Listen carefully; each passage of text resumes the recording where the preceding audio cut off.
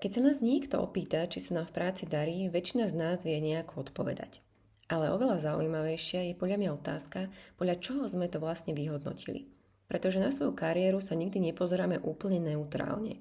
Máme predstavu o tom, kde by sme už mali byť, čo by sme mali zvládať, čo je ešte rast a čo už stagnácia. A tieto predstavy nevznikli len tak. Niekde sme ich získali.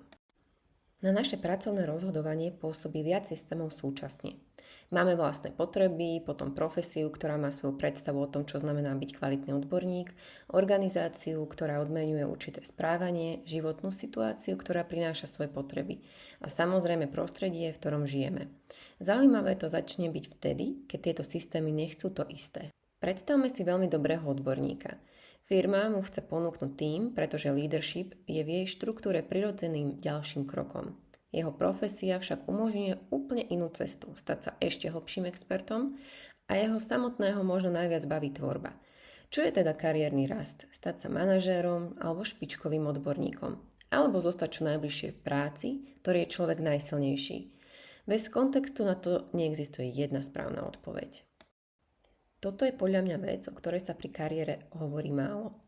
Organizácie nás neučia iba ako pracovať. Postupne nás učia aj to, čo považovať za hodnotné. Ak je v prostredí viditeľný ten, kto zvládne najviac vecí naraz, môžeme si časom spojiť hodnotu s vyťaženosťou. Ak sa oceňuje človek, ktorý vždy zachráni situáciu, môžeme sa naučiť, že byť potrebný znamená byť úspešný. A po rokoch už nemusí byť jednoduché rozlíšiť, čo je naozaj moje a čo som sa naučil považovať za normálne. Nie všetko, čo nazývame ambíciou, musí byť automaticky naša potreba. Niekedy je to veľmi úspešná adaptácia na prostredie. Ak som roky fungoval tam, kde ďalšia zodpovednosť znamenala uznanie, je logické, že ju budem vyhľadávať. To ešte neznamená, že je to zlé, len stojí za to vedieť, čo moje rozhodnutie poháňa. Či je to moja dnešná potreba, alebo skôr naučený spôsob, ako si potvrdiť svoju hodnotu. Rovnako opatrná by som bola pri slove stagnácia. Človek nemusí každé 2 roky meniť pozíciu, aby sa rozvíjal. Môže mať rovnaký názov role a pritom riešiť komplexnejšie problémy, mať väčší vplyv, lepšie pracovať s ľuďmi alebo prehlbovať odbornosť. Viditeľný pohyb a skutočný rozvoj nie sú vždy to isté. A niekedy je úplne dobrým kariérnym rozhodnutím chvíľu nikam nepostupovať. Preto pri rozhodnutí nestačí otázka, čo získam. Mňa zaujímajú 4 veci. Čo získam, čo stratím, čo odo mňa táto voľba bude pravidelne vyžadovať a ešte jedna, menej obvyklá otázka.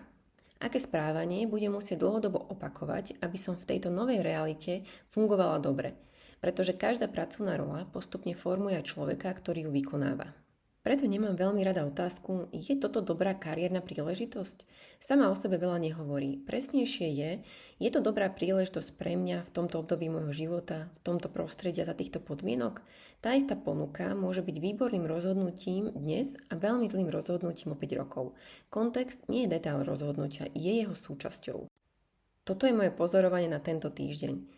Vyberte si jedno kritérium, podľa ktorého hodnotíte svoju kariéru. Napríklad potrebu postupovať, byť užitočný, mať istotu, byť expert, zvládať veľa a namiesto toho, aby ste ho hodnotili ako dobré alebo zlé, skúste preskúmať jeho históriu. Odkiaľ prišlo, kedy vám pomáhalo, čo vám umožnilo a najmä, je pre vás užitočné rovnako aj dnes? Pre mňa preto otázka dobrej kariéry nie je len otázkou toho, kam sa človek dostal. Zaujíma ma, ako tá práca funguje v celku jeho života. Čo mu umožňuje, čo od neho vyžaduje, ako ho postupne formuje a či kritéria, podľa ktorých ju hodnotí, ešte stále dávajú zmysel. Pretože možno nepotrebujeme za každým meniť kariéru, niekedy potrebujeme aktualizovať spôsob, akým ju meriame.